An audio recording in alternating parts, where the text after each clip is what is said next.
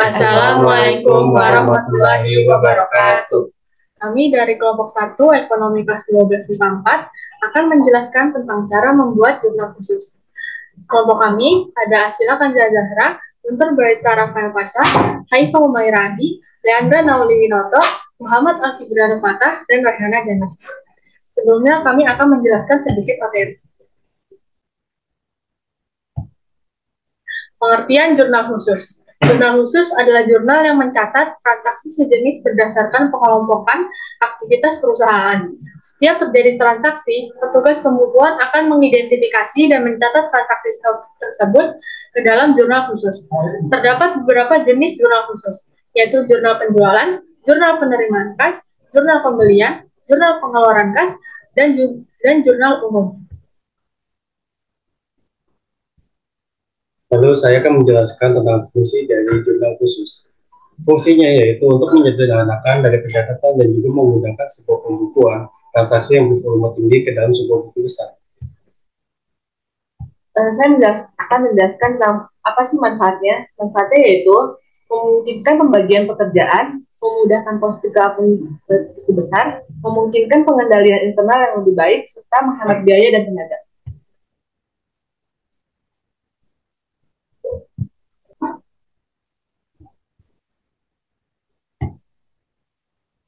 Lalu di sini ada bentuk soal yang akan kami coba untuk jelaskan.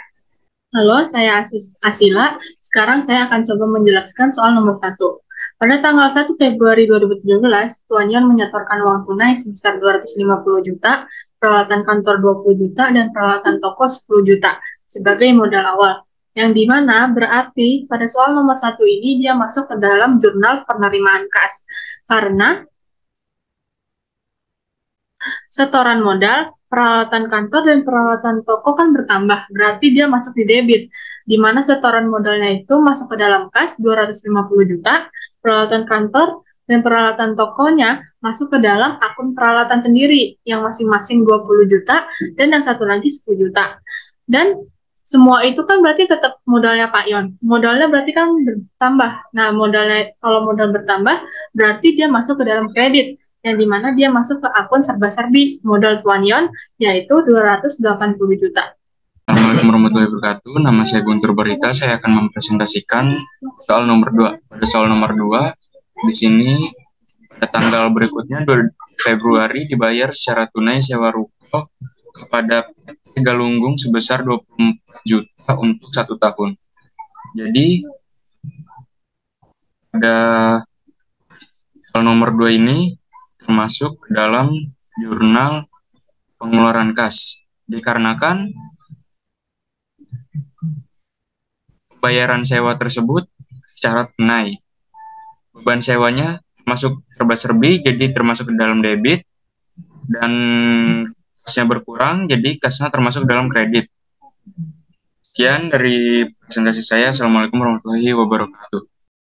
Saya Rahana Jannah. Saya ingin menjelaskan soal nomor 3. Tanggal 3 Februari dibeli secara tunai dari Supir Dragon perlengkapan kantor sebesar 4 juta dan perlengkapan toko sebesar 6 juta.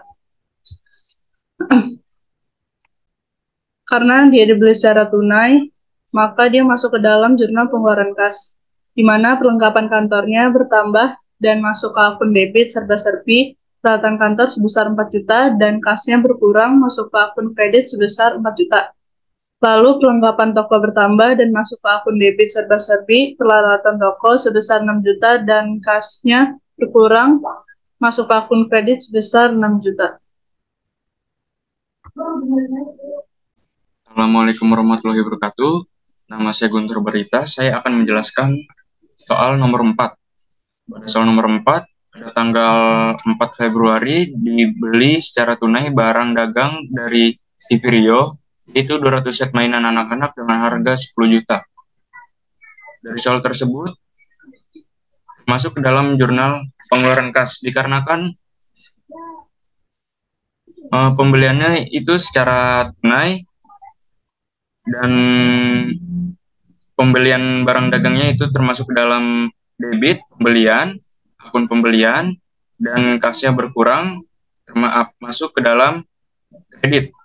Sekian dari presentasi saya. Assalamualaikum warahmatullahi wabarakatuh.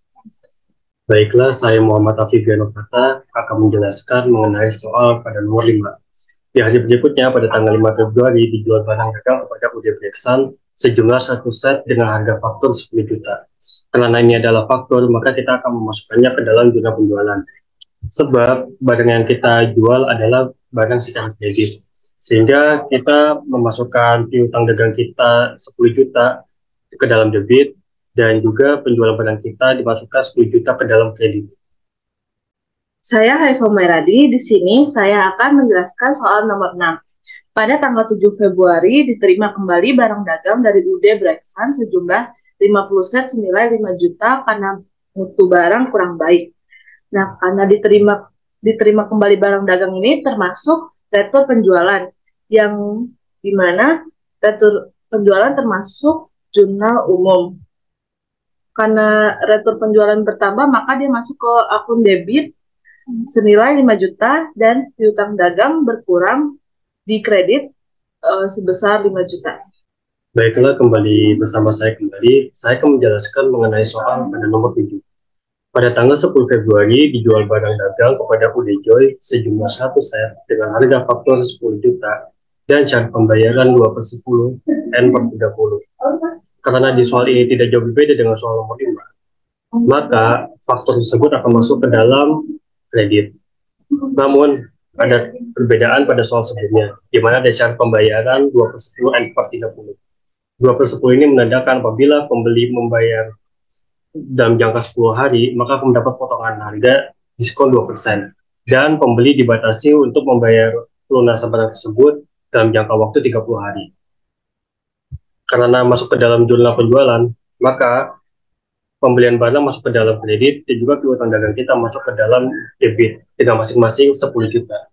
Kembali lagi bersama saya. Sekarang saya akan menjelaskan soal nomor terakhir, yaitu nomor 8. Pada tanggal 17 Februari diterima piutang dari UD Joy atas penjualan barang dagang pada tanggal 10 Februari 2017. Di mana kita ketahui pada tanggal 10 Februari UD Joy memiliki piutang sebesar 10 juta dengan syarat pembayaran 2/10 N/30. Tanggal 17 Februari itu berarti kan masih selang 10 hari dari tanggal 10 Februari. Berarti UDJ mendapatkan potongan harga sebesar 2% dari 10 juta, yaitu 200.000. Yang berarti soal ini masuk ke dalam jurnal penerimaan kas. Di mana kasnya bertambah sejumlah 9.800.000 di dalam akun debit dan potongan penjualannya bertambah di dalam akun debit sebesar 200.000. Sedangkan piutangnya sendiri itu dia berkurang sehingga dia masuk ke dalam akun kredit sebesar 10 juta. Setelah kami menjawab semua pertanyaan, diperoleh jumlah total debit dan kredit per jurnal, yaitu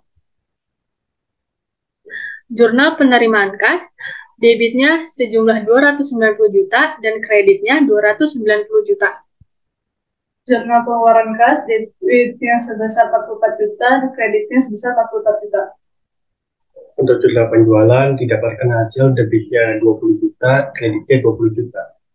Sedangkan untuk jurnal umum, debitnya sebesar 5 juta dan kreditnya sebesar 5 juta. Sekian dari kelompok kami. Wassalamualaikum warahmatullahi wabarakatuh.